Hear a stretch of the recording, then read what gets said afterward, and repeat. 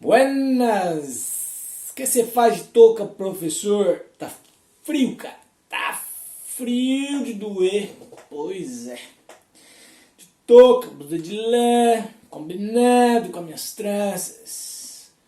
Hoje vou gravar sobre Guerra Fria e você vai saber mais sobre este movimento histórico, essa configuração mundial que foi a Guerra Fria, que é uma luta ideológica, política, econômica, um negócio interessante. A Guerra Fria começa em 1945 com o fim da Segunda Guerra Mundial e vai até 1989, quando cai o Muro de Berlim. Estes são os marcos históricos para o início e fim da Guerra Fria. Digo que acabou e iniciou nesse período, digo que não. Digo que começou antes da Segunda Guerra Mundial ter terminado, porque Estados Unidos e União Soviética já estavam lutando entre si para ver qual país era mais poderoso. E digo mais, que além de 1989, a Guerra Fria continuou existindo, já que capitalismo e socialismo ainda são rivais. Como todos os movimentos históricos, todos não, mas grande parte é dividida em fases. E a Guerra Fria não é diferente, então ela é dividida em três fases. A clássica, a degelo, ou também chamada de coexistência pacífica, e a detente, ou também chamada de distensão. A primeira, que é a primeira fase, a clássica, vai de 1945 até 1953. Lá vai eu de novo dizer datas, datas, datas. Estas datas são configurações históricas que nem sempre são exatamente o que realmente aconteceu. A parte do degelo, que é a coexistência pacífica, vai de 1953 até 1968. E a terceira fase, que é a detente ou distensão, vai de 1968 até 1989, quando acaba a Guerra Fria. Estes três períodos históricos são configurados dentro da Guerra Fria. É um período bem longo, é um período histórico longo, é um período em que houve sim guerras, houve sim conflitos armados e que houve sim participação dos Estados Unidos e da União Soviética nestes conflitos. Então, quando alguém dizer para você Guerra Fria não houve conflito armado entre as superpotências, porra nenhuma. Existiu. Só que não existiu conflito dentro do território dos Estados Unidos e nem dentro do território da União Soviética. Utilizaram a periferia do mundo para fazer guerra. O que é a periferia do mundo? Fora dos grandes centros. E onde é o fora dos grandes centros? É Vietnã, é Cuba, é Coreia, é África, América Latina. É por aí que existiu as disputas armadas entre União Soviética e Estados Unidos. E quando não era disputas armadas, era uma disputa política muito forte. Financiando poderes, como por exemplo, ditaduras militares. Mas diante de tudo isso, o que realmente foi a Guerra Fria? A Guerra Fria... Tem um carro aqui, atrapalhando. Demônio, vai embora. O que foi, então, a Guerra Fria? A Guerra Fria é um movimento ideológico, sim. É um movimento ideológico entre capitalismo e socialismo. Capitalismo representado pelos Estados Unidos. Socialismo representado pela União Soviética. E estas duas superpotências eram tanto superpotências econômicas quanto políticas. E estas duas superpotências também eram grandes superpotências militares. Essas superpotências disputavam em todos os campos, desde a corrida espacial até a invenção de qualquer coisa. Estes caras disputavam todos os cantos do mundo. Eles disputavam todos os países do mundo. Estas superpotências, elas saíram fortalecidas da Segunda Guerra Mundial.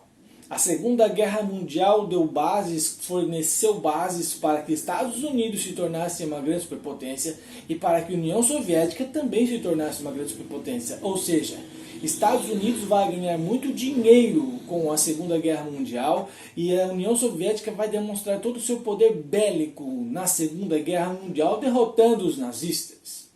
Então, lá, se olharmos para a Segunda Guerra Mundial, nós vamos ver que os Estados Unidos lideravam a frente ocidental e a União Soviética liderava a frente oriental, e ambos estavam unidos para derrotar o nazismo. Os dois, apesar de ideologicamente divergentes, estavam aliados para derrotar um inimigo comum, que era o Hitler, o nazismo. Quando Hitler é derrotado, então o capitalismo e o socialismo se dividem e passam a lutar entre si, disputar o mundo entre si. E aí a gente vê, quando isso começa, é quando a própria Alemanha, que era nazista, é dividida em partes. 4 partes, que era uma da França, uma da Inglaterra, uma dos Estados Unidos e uma da União Soviética. Mas a parte da França, da Inglaterra e dos Estados Unidos se tornou uma Alemanha só, que é a Alemanha Ocidental. E a parte da União Soviética se tornou outra Alemanha, que é a Alemanha Oriental. E aí, na Alemanha, foi construído o Muro de Berlim, que caiu em 1989 e quando terminou a Guerra Fria. Bom, mas se os Estados Unidos eram uma grande potência e a União Soviética outra grande potência, como eles disputavam os outros países do mundo? Bom, poderia ser de formas diferentes. Por exemplo, através da força, de modo impositivo. Se você entra em determinado país, esse país não quer a sua presença lá, então você impõe, através da força, através do seu exército, a sua soberania. Por outro lado, poderia ser pelo modo político ou através da semelhança. Se você encontra um determinado governo que tem características parecidas com o seu, você pode convencê-lo a fazer parte do seu grupo aliado. Então, através da semelhança, acordos políticos. E uma terceira forma é através do meio financeiro. Se você pega um país quebrado no mundo, você chega para ele e fala assim, eu vou te emprestar tantos dinheiros que você precisa. Você quer emprestado? Aí esse país quebrado vai olhar, eu quero emprestado, o que eu preciso fazer? Aí você é superpotente, vai dizer, você só precisa obedecer às ordens e se alinhar ao meu sistema político, ou capitalista ou socialista. E aí você fazia acordos financeiros com estes países através de empréstimos bancários. Claro, cheio de juros, o que tornou esses países pequenos muito endividados, assim como o nosso Brasil, muito endividado. Nessa época também pegou alguma grana emprestada dos Estados Unidos. Lembrando que o Brasil estava alinhado aos Estados Unidos. Mas o que é alinhado? Alinhado é o seguinte... Se você fosse um país daquela época, imagine que você é um país super forte. Não, super forte não. Imagine que você é um país. E você precisa estar, então, alinhado ao capitalismo ou alinhado ao socialismo. Ou seja, você precisa escolher. Ou você escolhe ser socialista ou você escolhe ser capitalista. A maior parte escolheu ser capitalista. Mas não significa que aqueles que escolheram ser socialistas eram piores. Agora vem aquela questão, mas por que recebeu esse nome Guerra Fria? O que tem de frio? O que é guerra? É uma Guerra Fria, segundo os estudos mais tradicionais, porque não houve batalhas entre Estados Unidos e União Soviética, batalhas nucleares. Claro, não houve batalha nuclear, mas houve batalha e guerra muito quente entre Estados Unidos e União Soviética. E como começou a Guerra Fria? Como falei anteriormente, começou porque a Rússia se tornou socialista lá em 1917, mostrou ao mundo por que veio, transformou sua economia de feudal a uma grande potência mundial, entrou na Segunda Guerra Mundial, detonou a frente oriental dos alemães e saiu fortalecidíssima da Segunda Guerra Mundial.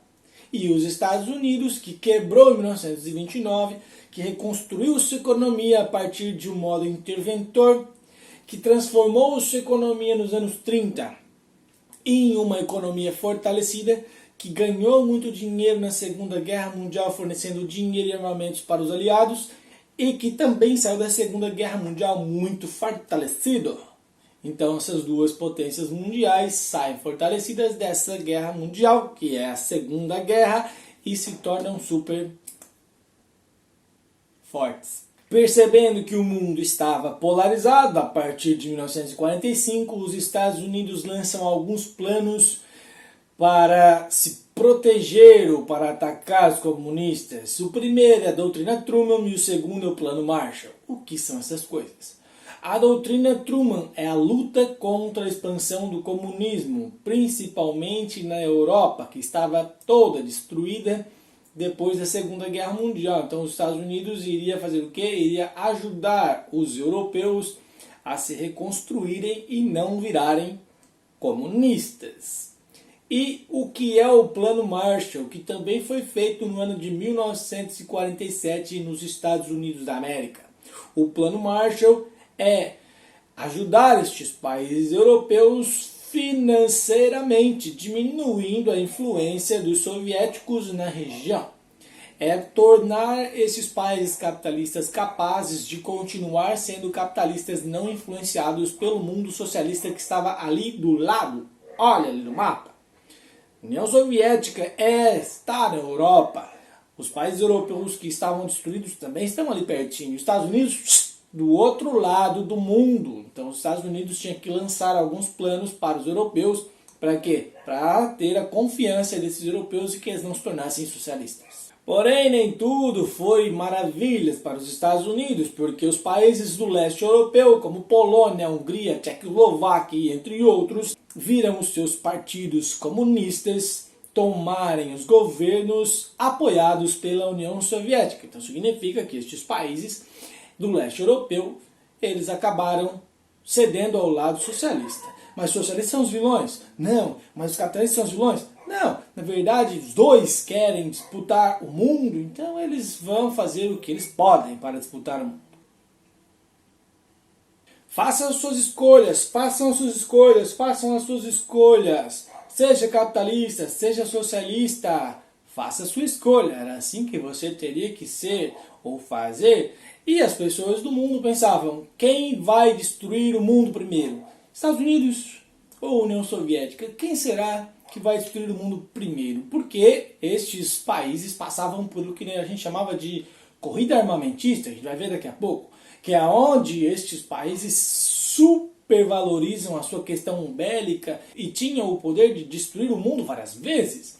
Esta época, a época de um grande medo mundial, é chamado de equilíbrio do terror, onde as pessoas sempre acreditavam que o mundo seria destruído a qualquer momento. Esta bipolarização do mundo ainda gera, ao lado capitalista, mais dois planos, como em 1949 criada a OTAN e criado o MCE, que é o Mercado Comum Europeu. E a OTAN, o que significa? A Organização do Tratado Atlântico Norte. A OTAN é uma organização militar composta por países capitalistas e que tinha como função uma ajuda mútua entre estes países. Ou seja, se um país capitalista entrasse em confronto com um país socialista, todos os outros países capitalistas que pertenciam à OTAN apoiariam este conflito, ao lado do capitalista, obviamente. E o Mercado Comum Europeu, que tinha sede na Bélgica, tinha como objetivo fortalecer a economia da Europa, a economia capitalista. Então você pensa que os Estados Unidos e o mundo capitalista criavam planos econômicos, planos militares, e a União Soviética não criava nada.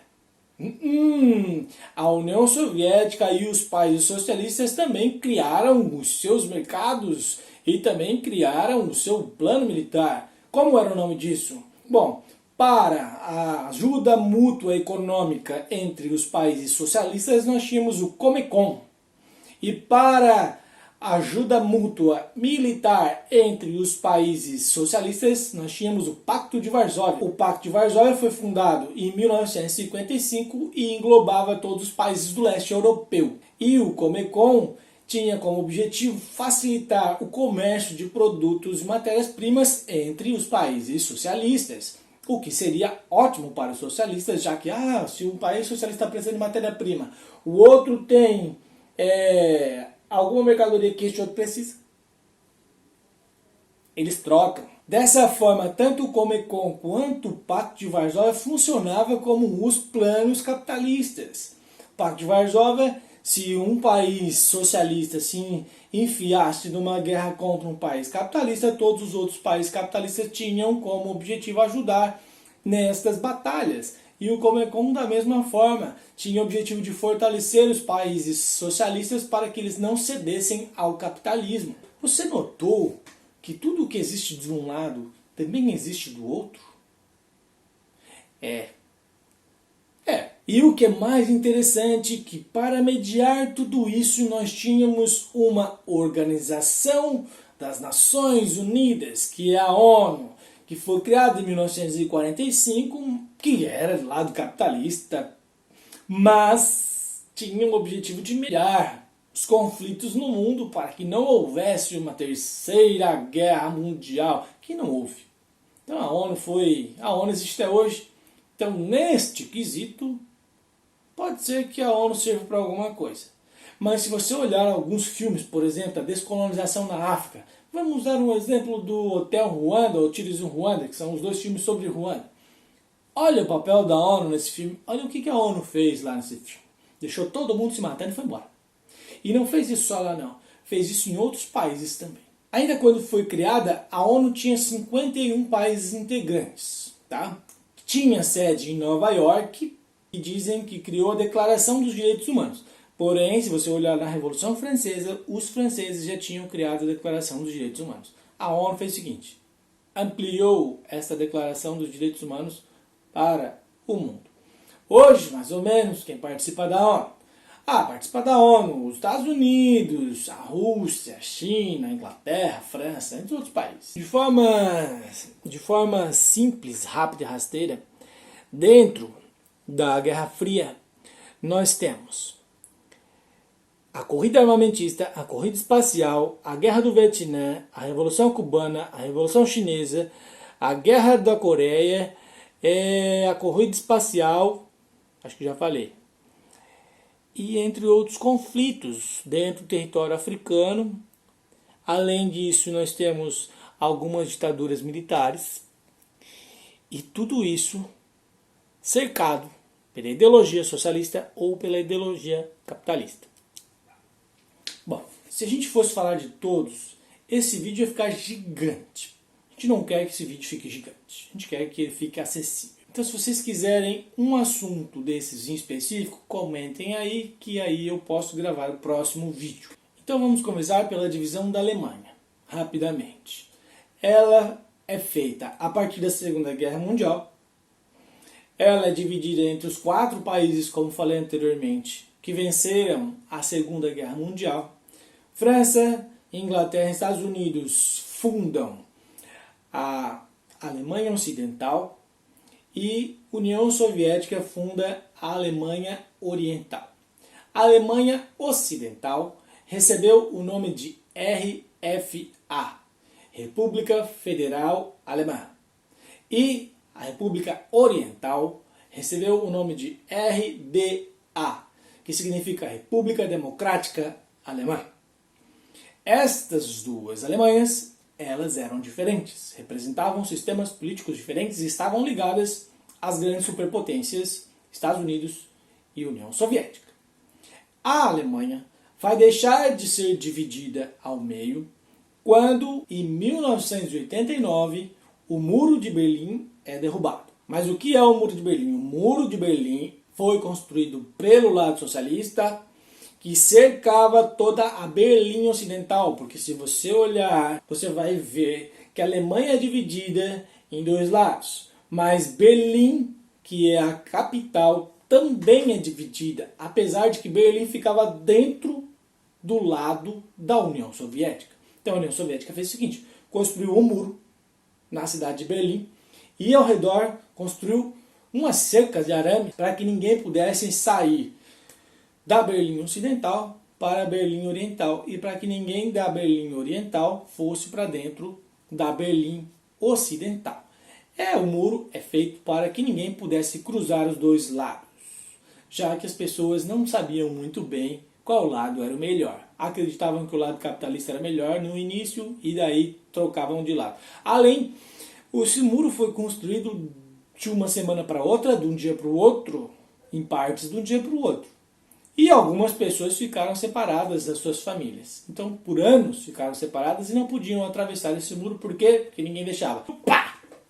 Matava a pessoa. Não podia matar. Quer dizer, não podia atravessar o muro. Houve críticas mundiais em relação a esse muro, mas ele ficou existindo. E se você tiver um tempinho, dá uma passadinha lá na Alemanha que você vai encontrar os restos do muro, ou pelo menos as marcas no chão de Berlim, dizendo aqui existiu um muro e que as pessoas não poderiam ultrapassá-lo. A corrida armamentista e suas características básicas são as seguintes. É uma produção, é um período em que há uma produção em larga escala de bombas atômicas. Para ver quem tem mais bomba atômica, se é socialistas ou se é os capitalistas. E quem tinha mais? Não importa quem tinha mais. Importa que eles podiam destruir o mundo um monte de vezes, porque eram loucos. Os Estados Unidos já tinham usado duas em Hiroshima e Nagasaki, chamada de Little Boy e Fat Man. E estas duas bombas atômicas demonstraram ao mundo o seu poder de destruição. Então os Estados Unidos passou a criar um monte de bombas atômicas. E a União Soviética, para não ficar para trás, em 1949 também criou suas bombas atômicas e passou a produzir isso em larga escala. Então os dois países passaram a produzir bombas atômicas em larga escala e poderiam destruir o mundo a qualquer momento, várias vezes, né? Meio absurdo assim, a quantidade de vezes que eles podiam destruir o mundo, porque basta destruir uma vez. Mas, por que nunca jogaram bombas atômicas? Aí é que tá. Porque essas bombas, esses mísseis teleguiados que foram criados nessa época aí, eles estavam espalhados por bases. Então, não estavam todas as bombas da União Soviética dentro da União Soviética. E não estavam todas as bombas dos Estados Unidos dentro do território dos Estados Unidos. Essas bombas estavam separadas, espalhadas em bases militares, em outros lugares, países parceiros. E a gente pode lembrar da crise dos mísseis em Cuba. A União Soviética queria trazer para Cuba mísseis para apontar para os Estados Unidos. E obviamente que os Estados Unidos não iam deixar. Então eles descobriram. Os Estados Unidos descobriu lá do seu serviço secreto que a União Soviética estava trazendo bombas para Cuba para apontar para os Estados Unidos. E aí houve. Dizem que por 1/1000 de segundo os Estados Unidos não jogou uma bomba na União Soviética. Mas, segundo alguns estudos, existia uma linha de telefone de Moscou a Washington. E aí, Moscou atendia lá o socialista e em Washington atendia lá o capitalista. Eles diziam, ô, tu vai mandar bomba atômica para Cuba? Daí eu vou. Então eu vou botar uma bomba atômica em ti. Daí o outro respondia, não, por favor, então não joga, não vou mais mandar. E aí resolveram a crise dos mísseis assim. A União Soviética retirou seus mísseis ou chegou a nem enviar os mísseis para Cuba. Pronto, resolveram para ninguém levar uma bomba atômica na cabeça. Este período é chamado de equilíbrio do terror, porque é um imenso arsenal de bombas feitas por esses dois países. Mas alguém tem bomba atômica no mundo hoje? Tem. A Coreia do Norte fez sua bomba atômica por aí, e aí também pode ter alguns outros, como a China. Por outro lado, surgiu no mundo vários movimentos pacifistas para dizer, não façam isso, meus queridos, para que destruir o mundo é tão bonito, não vamos destruir o mundo, não. E por isso que o mundo ainda está inteirinho, quer dizer, não tão inteiro, mas ele está indo. Uma coisa bem legal sobre o período da Guerra Fria é a corrida espacial, que é uma disputa por status.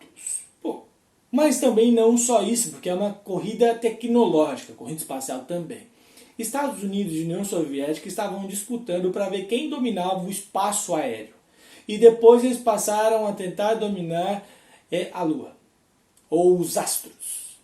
E a União Soviética demonstrou durante o período da corrida espacial que era muito mais desenvolvida do que os Estados Unidos. A União Soviética mandou o primeiro satélite, para o espaço. A União Soviética mandou o primeiro ser vivo, que era o cachorro. Depois mandou o Gagarin, que é um homem.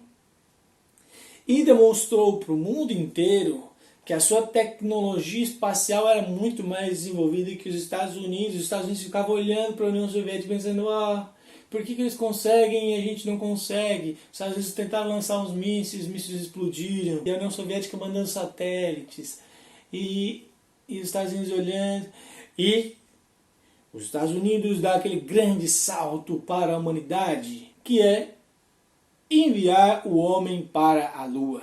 Então a União Soviética assistiu os Estados Unidos enviar o primeiro homem a pisar na Lua. Dizem aí as más línguas que tudo não se passa de uma grande encenação de Hollywood. Então é uma grande conspiração de que o homem nunca pisou na Lua. Por quê? Porque nunca voltou lá. Pois é. É interessante se pensar assim também. Então, se você quiser nomes, você tem seus nomes. Em 1957, a União Soviética lançou o primeiro satélite na órbita da Terra. Um mês depois, em 1957 ainda, a União Soviética lançou o Sputnik 1 e depois o Sputnik 2.